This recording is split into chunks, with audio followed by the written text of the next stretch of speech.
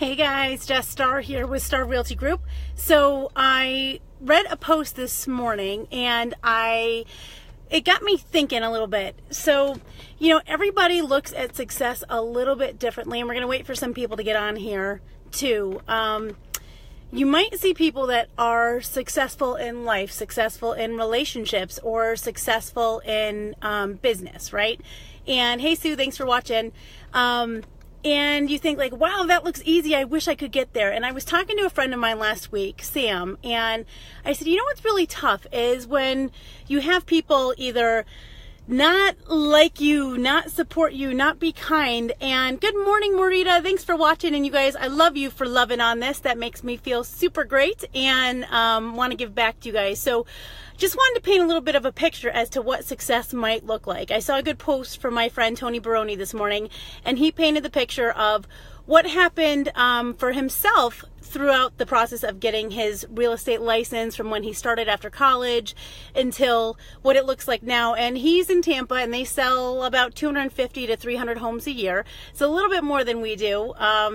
And people look at him, they look at me, and they think, oh, wow, it looks super easy, right? And it must be easy because these guys just get calls now, and this is just what happens. And this goes for all you small business owners out there and you working moms. Like, I want to talk to you guys because I know how hard it is, and I know how stressful it is and how much pressure we put on ourselves. Oh, thanks, Morita. You were so kind to support me like this, and I hope that I can give back to you guys. So if you have any questions, ask away. I'm sitting here in the parking lot doing this for you guys. So anyways, I thought about it, and I got my real estate license in 2004. So it's been over 14 years that I've done it. And, it looks like it's pretty easy, but the first year I sold real estate, I did 2 condos that were $140,000 a piece at my old company that was Prudential, which is Berkshire Hathaway now. And I wasn't making anything. And we were newly married, and just to give you a little preface before that, the reason I got my real estate license was because when my husband and I were engaged to be married, it was after September 11th. We were getting married September 2003, and the job market was interesting, to say the least. So all these jobs I had been offered while I was in college then no longer existed. So I finally got a job and doing marketing and communications for a small internet startup company, which I loved. And it was a month before our wedding, and in August I got laid off. So, really tough, especially just coming out of school. I'm a hard worker. Morning, Valencia. Thanks for watching. And it was difficult. I was so upset. I think I got the flu the same day. I had paid for our honeymoon the day before. Well, when you know it, 2 weeks later, my husband, who did heating and air conditioning, and he was an apprentice, got laid off. So I looked at him and I said, nobody's going to lay us off again. You're going to go back to school full-time. And he'd been going part-time. So I actually paid to send him back full-time that year. We got a job as house parents at Ethel Walker School. And so I also got my real estate license because I thought, you know what? No one's going to lay me off again, and I'm going to determine how much money I'm going to make and, how I live my life. The thing is, people don't tell you when you get into real estate what that calendar might look like and how crazy it can be, and, how you have to accommodate people at the drop of a hat. And I didn't learn the systems at my other company that would really let me leverage out what I needed to leverage out. And, it was very disheartening. And I started losing friendships because I'd be at a party and I'd be on my phone, or I'd have to leave to go do a showing. And unless you're in sales, nobody really gets that feeling. So, we don't have benefits. So we pay for all our own benefits. We pay for all our own health insurance. And they don't know that if you don't take that lead right away, that it could be going to the next person. So it's different, and they think you're ignoring them. So I lost friendships. Some of my friendships, unfortunately were hurt pretty badly. I, was starting to miss kids' events. So that first year I did 2 condos I sold, and we lived at Ethel Walker as house parents. And I used to tell people, I'm like a dentist without teeth. I'm a realtor without a house. So, oh, thanks for watching, Joanne. Yeah, I'm sure some of you can relate to this. Definitely not easy, Morita. So, I'd show all these houses and I'd love them. I wish I could get a house too. That was one of the things. And I remember that first year we lived, and literally we would eat at the cafeteria at Ethel Walker. I would work like a dog to meet new clients, build my name, my reputation, and just try to help as many people as I could. That's what I wanted to do. I wanted them to have a good experience, be treated fairly, have somebody that was kind, that literally cared about them and wanted to get them the best deal. Because I found, dealing with a lot of people, that wasn't always the case. A lot of people had commission breath and I wasn't like that. So it was very hard for me, and I didn't always fit with some of the other agents. So I guess I wasn't made to fit, but that was a very tough lesson to learn too. So that first year, we lived as house parents. We saved. I literally would go help my husband landscape for extra cash. I would waitress. I was a DJ on the weekends, making, I think it was $8 an hour, and I'd drive all the way up to Springfield to do it, and I'd work overnight shifts, probably not the safest. So it's funny, and I did that as I started getting into real estate. So the second year, we actually, I think I sold 11 houses, which was good, not great. The average agent actually sells between 6 and 8 homes a year, just so you guys know. So that was good. I was beating the average, and yet still I wasn't making a ton of money. So after you have all your expenses and everything you do, my husband finished getting his heating and air license after that first year. And we then started being able to save a little bit. But I remember my mom and dad coming over to our house, and I was always saying, oh no, I'm cheap, I'm being cheap about it, but my husband would get the wood stove cranking so we had it extra toasty and we wouldn't have to burn a ton of oil, and I'd be shutting off the lights like it was crazy just to save some money. And I try to do that now, but my kids don't seem to care, so I'm sure you guys all feel my pain on that one. Anyway, so that was always a funny thing to go through, and we tried to save as much as we could. So I remember my mom coming in and saying, I felt so bad, I knew you guys were trying to save money, and you just had a couple lights on, and we'd go to dinner at our friends Carol and Tom's once a week, and we'd go to dinner at my mom and dad's once a week, so it would save some money on dinner. And it's funny, but that's where we started when we were first married, and I was 23.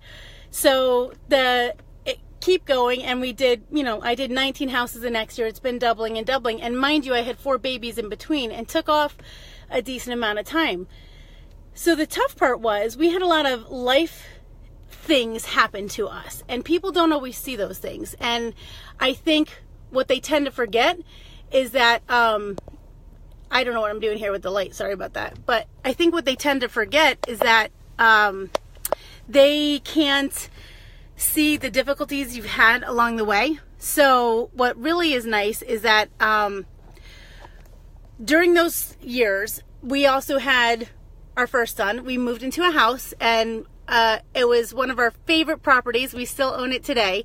And the nice thing about it is when we moved in, my mother-in-law came over. They rode their bikes over. And I remember, being so excited. We were so proud of this. And we had actually saved $50,000 when we were laid off. So we got laid off after that first job.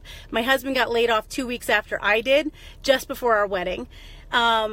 Again, got into real estate, got busy, but it takes a few years, and I know a lot of people want that instant gratification, and this is not the industry to get in if you want that. Now, it's easier to have sales if you join a team, and I didn't have that option when I started. I wish I did. I would have in a heartbeat. Just to learn the systems, the education, and the training, and really have a good mentor there for you. So luckily I had some wonderful people in my life, like Susan Donnelly, that was a good mentor. But it would have been amazing if we had the opportunity for the teams like we do nowadays. So anyways, so lost our jobs, saved $50,000 because we hustled. We would do whatever we could to get extra cash, whether waitressing, landscaping, you name it, we did it. So, and we were happy to do it too. We were blessed that we had the opportunity. So the thing is, I see a lot of people get into this industry, or, just start a career, start a job, want that instant gratification, and not really want to put in the time and effort to do it. When all our friends were going on vacation, we would say no and that we didn't have money. And we would go to my parents' house in Rhode Island, and they were kind enough to share it with us. And we really didn't take vacation. So you might see us taking a lot of vacations now. My goal is to work between vacation and make memories with my family. And the thing is, I didn't have that opportunity years ago, but I put in the time, the effort, and the savings to be able to do that now. And I have a beautiful family, and we've had a lot of heartache and headache in between and along the way. So you guys might not necessarily see that when you see success. And, I'd like to think that we're successful. We're successful with our relationship with our family, and we're successful in creating relationships with amazing clients that we have that we absolutely adore, and we want them to be clients for life. So it's huge to me. So the other thing that I found really interesting was, people don't realize that the heartache that you go through too in life. They only see the highlight reel on Facebook, the happy things. I'm sure some of you can appreciate this.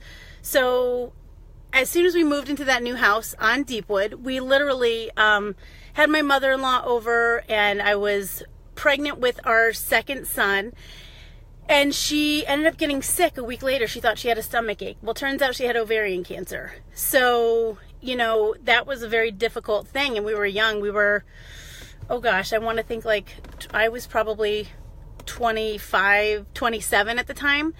And my husband was 31. So, we're going through that. We dealt with that for about a year, and she passed away, unfortunately, 2 months before I had my second son. And, I think some of these things are thrown your way just because they're meant to teach you a lesson, and they're meant to help you share with other people. So that's what I really try to do. I know that a lot of you are going through stuff, and I hope some of this helps you. It's very difficult when you're going through something, whether it's an illness or it's a personal tragedy or something like that, to really stay focused, especially when you're a business person and you're running a small business. So we've had that happen a couple of times, unfortunately, and they're all lessons for us to help other people. I feel that's the only way I can think of it. So my mother-in-law ended up passing. I had somebody cover me during the time that used to work with me at my former company. And, it was funny because I covered her, and it was carte blanche. She had a very similar thing happen to her. And I had stuff happen that business was stolen, or, just stuff you don't expect. And especially from the people that are helping you. And you wouldn't do that to them, but these things happen, and it happens in life, unfortunately. So you have to prepare for those things. So I decided I needed a change, and eventually I switched over to Keller Williams Realty, and it was amazing. So the training and education was outstanding, and my business went up 114% the first year. It was 5.6 million and about 40 units when I left Prudential. It more than doubled the first year alone, has been doubling ever since. And I've built a team so that I can help other people create, the lives that they're looking to create as well. And here's the thing. So when I switched to Keller Williams, about 6 months after, I found out I was pregnant with our third child, our daughter. And we didn't know it was a girl. It was the most amazing day. One of those days that you guys have, and you're like, gosh, it feels like life couldn't get better. And it wasn't anything so special. We just had a beautiful day of sunshine. We were sitting outside. I remember laying on the hammock with my husband and our two boys and enjoying the weather. And it was in April, and we found out we were pregnant, and we weren't trying. We didn't realize, and it had been 4 years later. So it was amazing. Well, the day after that perfect day of just simple gratefulness for the great weather, being able to spend time with our family, my husband gave me a call about 8 o'clock in the morning, and he had an accident at work. And we didn't know what happened. So he called me, and he sounded like he was drunk. We're not huge drinkers. It was I want to say maybe a Monday morning. So all of a sudden I hear in the background, "Sir, do you know your name? Do you know where you are?" And my heart sank. And he sounded loopy. And I said, "Give whoever's with you the phone." Well, what happened was he fell 16 feet out of a firehouse ceiling, and he broke his back. And luckily, he lived, because that kind of fall is huge. He did heating and air conditioning, and it was overwhelming. I remember calling my mom. I was getting the boys ready for school, and I called my mom, and I said, "Mom, there's been an accident. I don't know what happened." And I get choked up about it now anyways. And I had to race to the hospital to make sure that he was okay. Luckily, he was okay, but he ended up being out of work for a year. He was a volunteer firefighter as well, and stopped doing that because he was always worried he was going to hurt his back again. And I ended up having our daughter. ironically enough, I think the mama bear took over in me. So he's out of work, right? I'm on full commission as a 1099. We don't have benefits. So imagine that. And I have a husband that's sitting in a hospital bed in our living room. I'm pregnant with our third, and I just switched to this new company. It's a little stressful, to say the least. So we had some pretty big tragedies and accidents happen, and I think you're granted these things to learn the lessons from them and pass them on. So in that year, business took off. Like I said, that was the first year I was with Keller Williams, and that was 8 years ago.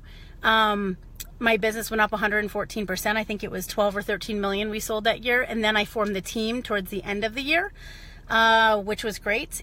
So I needed to do that, and I needed to experience that in order to push myself. So what my husband's biggest gift is, and you look for the lessons and you look for the people in your life that teach you these lessons. His thing that he does the best is he makes me shine. I would not take the risks I've taken if it wasn't for him pushing me, because I'm actually a steady Eddie. I like, home, and I like being happy, and if there's no change, it's actually okay sometimes by me. So I need people surrounding me to push me to make those changes. So hopefully you guys have people in your lives that can make you realize and think bigger and have some of those changes too. You need to surround yourself with people that think bigger than you and people that support you. Sometimes there's people that will try to hold you back, and they don't even know they're doing it. They might tell you, why are you doing that? Why do you work so hard? You don't need to do this.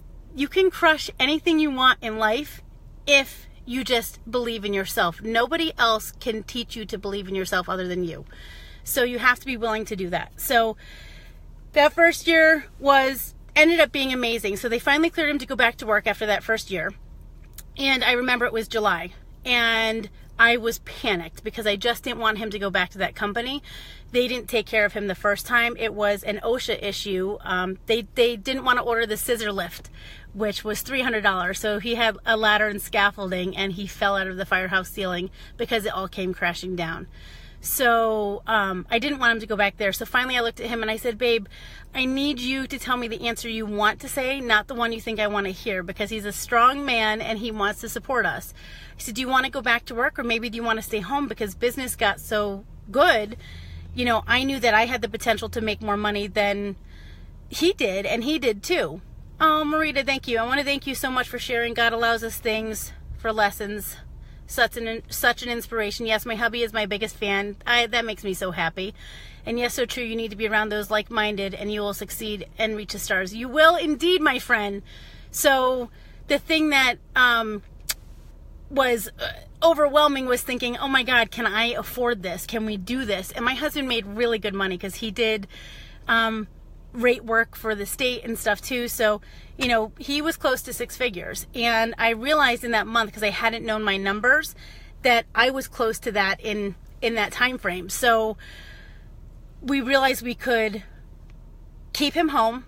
I could afford the health insurance, and that was like the biggest thing, because we pay $1,600 a month in health insurance alone, and now we're a family of six. So it's unbelievable. Love you too, guys. Gosh, you make me feel good. Hopefully somebody's getting something from this, but it's important that you know the story. When you see somebody that you think is successful, know how much hard work and sometimes heartache and failure has come into it.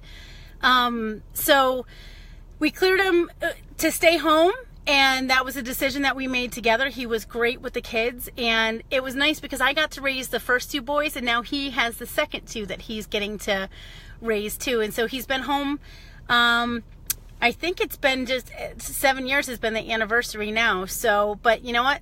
To me, my big why is making sure that that man is safe, that my babies are safe, and we can make the memories that we want to make together. And I try to protect and do that with all of my clients as well. So it's huge. So in that time frame, then he stayed home. Business kept going up. I hired a buyer's agent. I lost the buyer's agent. Sometimes the people that get you here aren't the ones that are going to get you there. She was great. And, we've had some team turnover. We've had some new members joining the team. And all these people have been in my life for a reason. I've been in theirs for a reason. They've been wonderful assets to the team, and they were there for when the team needed them, and we were there for them as well. So it's not like it's been perfect straight through. It hasn't. A couple years after that, we lost his mom. He had his accident. Well, then all of a sudden my dad got sick. And that was, all you guys watching that know me know and saw my journey on Facebook know how hard that was for me. So I am all about family. So the biggest thing was, I remember getting a call. I was at Mega Camp for Keller Williams. It's an event that's in Austin every year. I was there and I got a call, I think it was from my brother, saying that my dad was rushed to the hospital. He wasn't feeling good. And I knew, like, that summer I could tell something was wrong. And my mom had worked for me and she had just retired to spend time with him. And it was September. And he ended up needing a heart surgery. He had an aortic reroute years, like just before my wedding, years beforehand. So we also had that too. I forgot to mention that. That was kind of a big deal, where he had donor parts and everything. So he had to have this surgery. Well, unfortunately for us, the surgery got botched and he developed an infection from the surgery and then needed to be flown to the Cleveland Clinic. And I'm summarizing this really briefly, but it was a year of hell.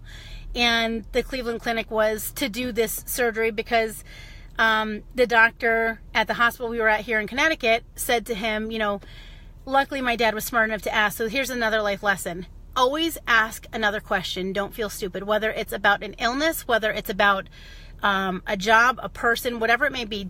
Keep digging deeper. So the doctor that was the head of surgery came in and said, hey, I could do this surgery for you. They had put in a mechanical valve for him and he had developed the infection. And my dad happened to say, hey, how many of these surgeries have you done? And the doctor answered him and said, you know, if I did yours, it'd be the first, but I'm confident I could do it. How many of you guys would be okay hearing that? I know he wasn't, and I wasn't, neither was my mom. And so they decided to fly to the Cleveland Clinic because at least that doctor was smart enough to say you have other options because it was such a rare surgery they did. So it was a year of hell because it was flying back and forth to the Cleveland Clinic, him staying there for a while. And because I had the team I had, they literally fired me from the team, or let me go, I should say, for the time being, because sometimes when you go through stuff, you're not making sense. And I'm going to encourage everybody to come from curiosity. When you're dealing with another agent on the other side, or you're dealing with a person in a business or a mom, you know, we all are quick to jump to conclusions and make a story around what that person might be going through or what type of person. That person's a real jerk, you know, they always do this, and you don't necessarily know what they're going through. I'm sure I was a jerk to somebody during the time my dad was sick. I guarantee it. And for whoever it was, and if it was you, I'm sorry. You didn't deserve it, more than likely. But again, you never know what somebody's going through. So my team decided to kick me out because I was not making sense in emails. I was all over the place. I was flying back and forth, and they knew I needed time with my family. And they literally came to me and said, Jess, we know you would do the same thing for us, so we've got this. Go ahead. So I remember not wanting to let them down and not wanting to let my family down. And as my dad would sleep, you know, if my mom and brother went back to the hotel when they were there, I would sit in his room because I hated leaving. So I'd sit in his hospital room as he slept, and I would call expired listings.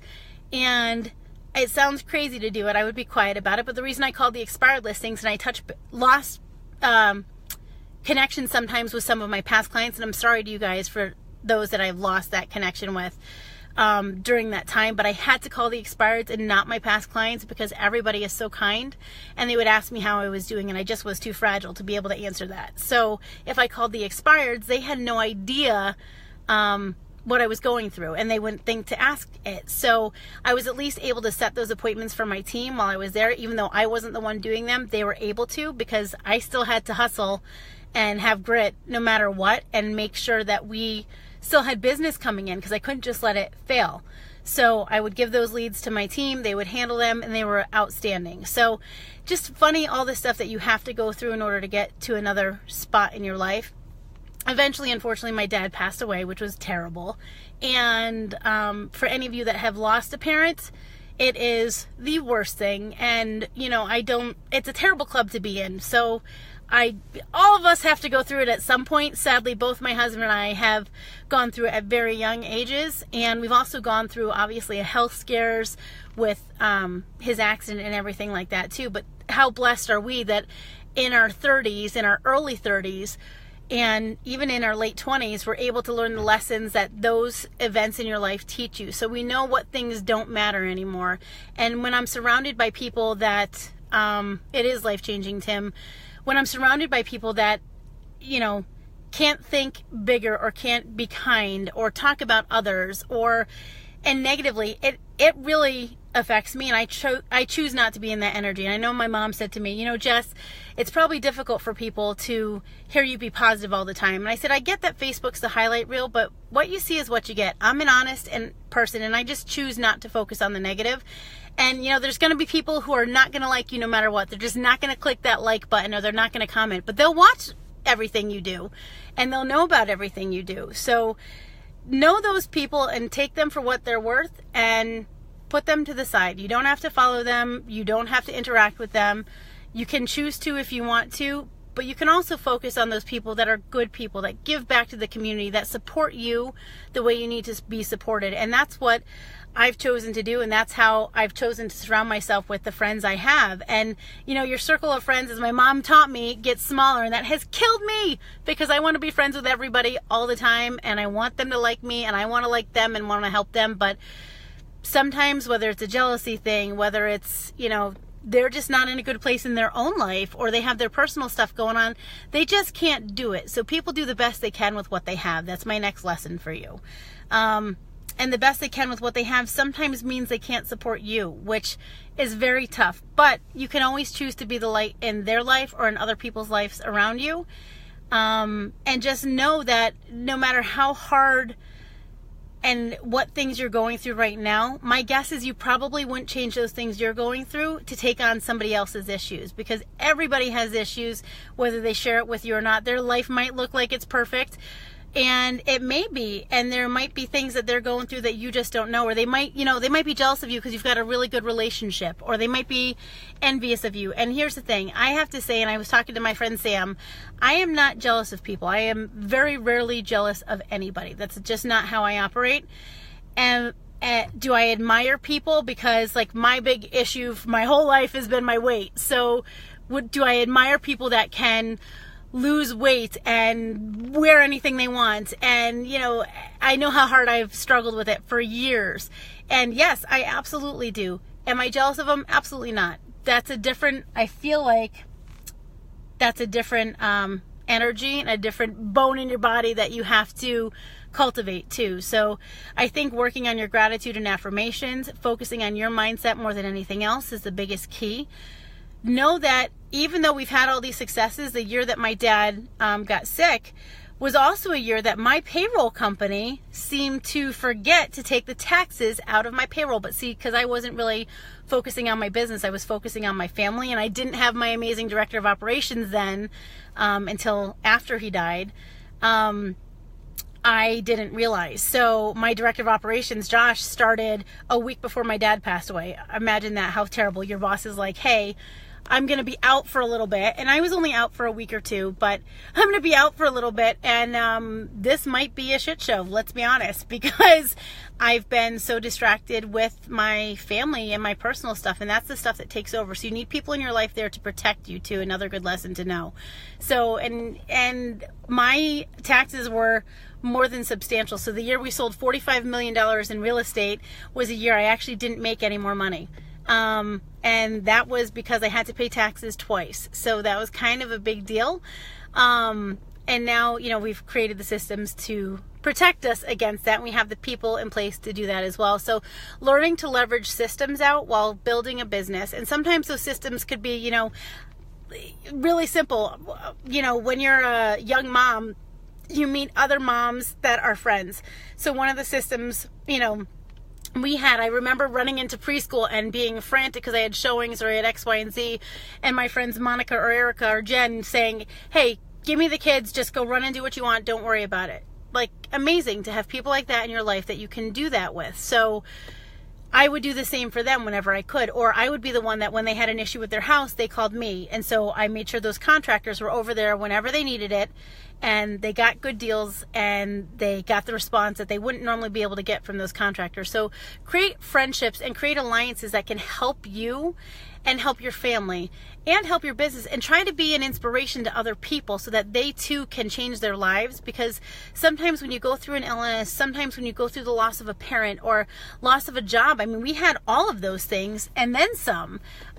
You get some pretty lows. So you get low, and it becomes a dark place. And so not everything in life is about money, but if you have money, money is good for the good it can do. It can help people. So by that, I mean, when my mom and dad were going through everything with my dad being sick, I did whatever I could. And my mom knows, to buy flights or to pay for hotels or to do whatever I could and to help with the funeral. And she certainly gave me money back and everything like that. In the end, it's just at the time, you know, she didn't know what was going on. She couldn't focus on those things because she was too worried about her husband, and we were too worried about them too. So I did whatever I could to help protect them. So you want people to be successful and be happy for people. Don't be jealous of people. Find people you can emulate. Find people you can be like, and find people that inspire you to do better and be a better person. If you're not surrounded by those people right now, it's time to make a change, and it's time to slowly find those people in your life that you can say, hey, I'd love to have a life. I'd love to have a relationship like you. I'd love to have X, Y, and Z. And everything you do is work. So just so you know, that relationship, you know, people look at that and they say, oh, you know, Jess, you and your husband have a great relationship. And we do. We were high school sweethearts. We're so blessed. Here's the thing, we work at it. So is every day perfect? No, there's days I want to tell him I hate him. Like, come on. And I don't actually hate him, but, you know, we have times that we're like, and it's over stupid crap too. Like, we never fight over anything really important. It would be like, man, can you just clean this stupid island and do the dishes? I hate seeing the laundry on my kitchen table. My life is not perfect. I posted pictures of our pool the other day. We were opening it and there's crap all over the place. But you know what? We didn't care about the crap. We cared about watching our kids swim and having a glass of wine together. And that's the stuff that's more important to me. I'd rather leverage out and have somebody come clean my house on Fridays. And if you don't have the money to do that, and or you like cleaning, go for it. It's not my thing. It's my mom. She's good at it. I'm not. And I'd rather have somebody come clean on Friday so I can have that glass of wine with my husband and not stress out and be able to play with my kiddos. That's much more important to me. But if you get joy from cleaning, go ahead and clean. See, I'd rather cancel cable and have somebody come clean if I didn't have the money. And if I have the money, have both. But, you know, just different things to think about. Oh, Gina, I love you too. Thank you for watching. And I'm sure you guys have all gone through this. I see a bunch of my realtor friends on here watching. And, you know, all of us have had some sort of struggle before we got to where we are. And whether it's an illness, whether it's a loss, I just wanted to share so that you guys knew life can be so difficult and so beautiful at the same time. So there was always moments. What I would look for in every day, it's my last lesson for you. Look for the little wins in your day. If you're having a bad day, if you feel like, hey, I can't keep these deals together, or my kids just won't listen, somebody's getting bullied at school. Like, we have 4 kids. We go through this all the time. We get it. You know, I feel like I'm failing because I met with somebody last week and she had said, you know, I feel like I'm failing in the mom department and in the wife department. I do really great at work. And as women, I feel like all of us are way too hard on ourselves. We need to allow ourselves some grace, some love, and some respect. And forgiveness. That's the biggest thing. That's my word of the year, is forgiveness. So, and our team word is dominate. So, you know, I think looking at those things and saying, all right, where can I forgive myself? My weight isn't perfect and I'm working on it. I'm going to forgive myself and say, you know what? I did this really well. I drank all my water today really well. I made sure that I low carbed, or I worked out, or I took a walk. I made sure I took the time to call a friend I haven't talked to in a while. You know, I hate the phone now because I'm on it so much with work, and yet some people really need it. So those are the things that, you know, you try to think about and reconnect. So it's my goal to reconnect with people this year, because finally we're at a place where, knock on wood, we're doing well with, you know, no illnesses in the family immediately. We do have illnesses in our family, just not immediate. And there's still a struggle that you're going through and you just don't know it. So what was my win for the day? I got into a smaller size pair of jeans. I saved X amount of dollars. I didn't go get that cup of coffee and saved whatever. I set up my wills. Whatever that win could be for you, celebrate it. So when you celebrate the little wins, they're so much sweeter than the big ones, to be honest with you, because you learn to appreciate things at a smaller level. So do that. And the same thing, you know, the little wins, if you're in real estate, can be those little wins for your clients too. You're able to keep a little bit more money in their pocket. You sold it faster for them. You helped them stage their house. These are all things that, you know, I do. There's a lady I'm going to her house today. I competed for the listing, and, you know, I looked at her and she's stressed beyond belief. She has to stage her house. They're getting relocated across the country. All this stuff is happening. She's got 4 kids like me. One is autistic, and I wanted to help her. And I could just tell when I was standing with her, you know, it was more about the human connection more so than anything else. And we do a great job. Our numbers show it, but it wasn't about that. And I said that to her. I gave her a hug because I could see the tears in her eyes, and I knew how stressed she was. So I'll be going over there to help her stage it later today. And I just said, you need a hand. I could tell she didn't know who to ask for what, and that matters to me. So anyways, sorry for all my rambling on here, but I really wanted to share with you kind of what success and failure looks like. We've had a lot of failures from, you know, team turnover. We've had failures from, and there's little failures in every day too, just like there's little wins. So once you have that little failure, actually what I want you to do is be grateful for that failure. Thank it. I know that sounds funny, but like, thank you so much for this lesson is what I want you to say, because everything that you do is, there's a lesson in it. Just look for the lesson. If you find that lesson, you'll know how to combat it faster the next time.